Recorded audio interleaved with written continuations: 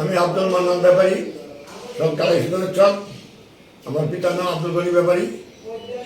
এই আমার প্রতিপক্ষ যে জমিনিয়া জোরবিয়া খাইতে চায় তার নাম হলো আমিনুল ইসলাম, তার স্ত্রী নাজিয়া সুলতানা।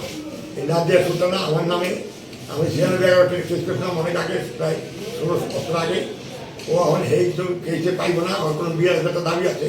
আমি বিয়ের বিরুদ্ধে কেস করছি। এখন সেই জমিনিয়া ও জোরবিয়া দখল করে রাখছে। আমরা এই প্রতিবাদ করতে গেলে আমার মাত্র তাই অপমান করে। কয়েকদিন আগে একটা কেস করছে, একটা গাছে ঘুম কাটছে, ও কাজটা হয়ে গেছে, ঘর তুলছে।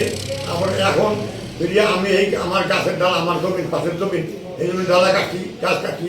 এই গাছ কাটার প্রতিবাদে কাজ আমার লোকের কাজে মেয়ে মারছে।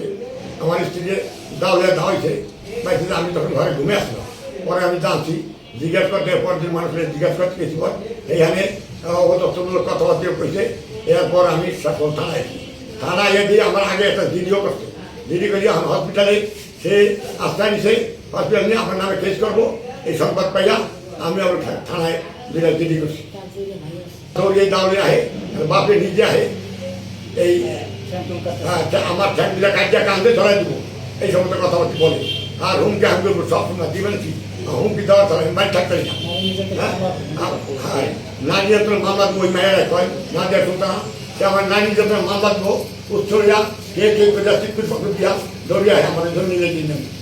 আমার নিজের জমি যেটা বাড়ি বসত পারি এইটাকে নম্বর আমি দেখতে পলিকা। এর আগে একটা ভাই আসলো, এই মোহাম্মদের লগাই তোর আপন ভাই, সেই মোহাম্মদের দৌড় দিয়া জায়গা সম্পদ ঘর দরকার সব দরকার দিচ্ছে। 3-4টা ঘর, 3 ঘর, 5 ঘর, গরুর ঘর সব ওদেরকে দিয়েছে। নিয়া একটা কেস দায় করিয়া হ্যাঁ সকলে হ্যাঁ সবাইছে হয়ে যাইতেন না। হ্যাঁ হ্যাঁ আমার এই কেসটা আমার বউ যে মানব যে আমার হয়নি করতে হ্যাঁ নাজিয়া সুলতানা মুন্নি, এই হান্নু মাস্টার, পোলা হ্যাঁ বাবু ওরফে আরিফ, তারপর সাদ্দাত হোসেন, এরাই আমাকে হয়রানিগুলো করতেছে। বিভিন্ন কাজে সবসময় মানুষজন দাউলিয়া করে আর আসামি দিয়েই ধরিয়া দিব দিয়ে বহুত ঘোরাঘুরি করছে। আমার লগে যে ভাই বাপের আশেপাশে এখন ধরিয়া দেওয়া ধরিয়া তার দিব, তার মধ্যে হারা পড়াই দিচ্ছে। এই কেসটা করে ন্যায্য বিচার চাই, ন্যায্য বিচার চাই।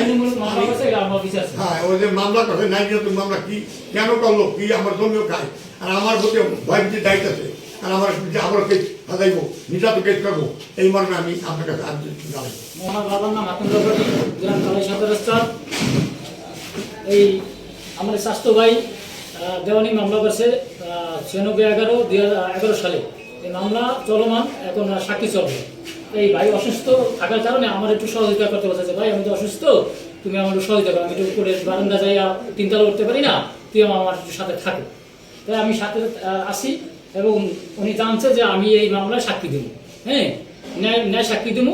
এই কারণেও আমরা হুমকি দিতেছে যে তুমি যদি সাক্ষী দাও তো তোমার আত্মহত্যা দিলাম। ওই আরিফুল ইসলাম, ওরফে বাবু, আর সাজ্জাদ আর হান্নু মাস্টার, এই 3 জনে হুমকি দিছে যে তুমি যদি মামলা সাক্ষী দাও তোমার আত্মহত্যা দিলাম।